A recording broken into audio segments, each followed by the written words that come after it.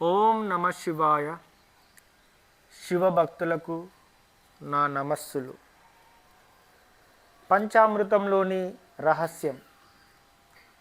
పంచామృతాభిషేకం చేస్తాం, కానీ పంచామృతంలోని అసలు రహస్యం తెలుసా? పాలు, పెరుగు, నెయ్యి, తేనె, చక్కెర ఇవి కేవలం పదార్థాల, లేక మన జీవితం మారే మంత్రాల? ఈరోజు మనం తెలుసుకోబోతున్నాం. ఒకటి, పాలు, శుద్ధత, సాత్వికత్వం. పాలు అంటే పవిత్రత.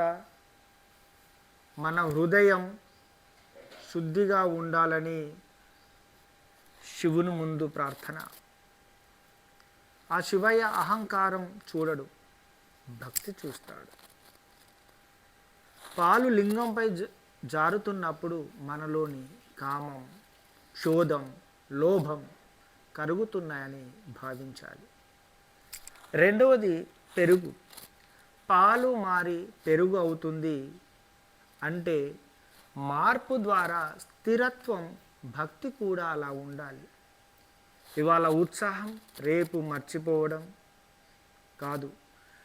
పెరుగు అర్పించడం అంటే నా విశ్వాసం స్థిరంగా ఉండాలి అని సంకల్పం. మూడవది, నెయ్యి. జ్ఞానానికి సంకేతం. దీపంలో నెయ్యి వేస్తే వెలుగు పెరుగుతుంది. అలానే మన జీవితంలో జ్ఞానం వెలగాలి.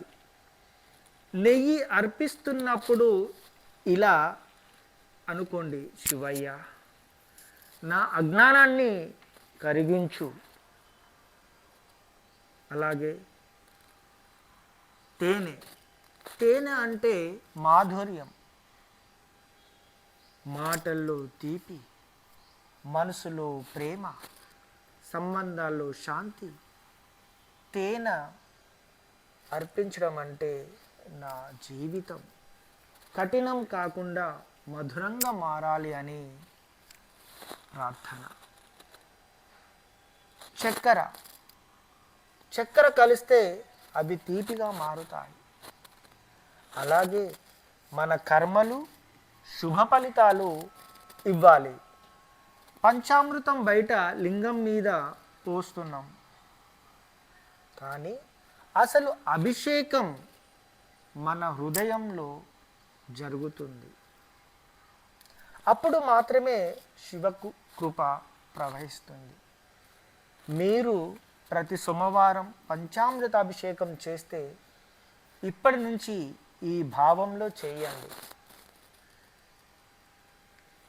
అదేవిధంగా ఈ శివయ్య ఆశీస్సులు మీపై ఎల్లప్పుడూ ఉంటుంది. ప్రతి సోమవారం దీపం వెలిగించండి. అందరిలో శివనామ స్మరణ ఉండాలి. అందుకోసమనే నేను ఈ 90 రోజుల శివభక్తి సాధన యాత్ర ముందుకు తీసుకువెళ్ళడానికి ప్రయత్నిస్తున్నాను. ఆ శివయ్య సంకల్పించాడు, నేను ముందుకు వెళ్తున్నాను. మీరు కూడా మాలో నా కుటుంబాలు అయి నాలో భాగస్వాములు అవ్వాలని.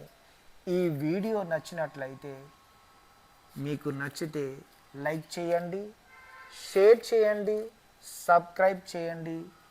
కామెంట్లో ఓం నమ శివాయ అని టైప్ చేయండి. Thank you. స్వస్తి.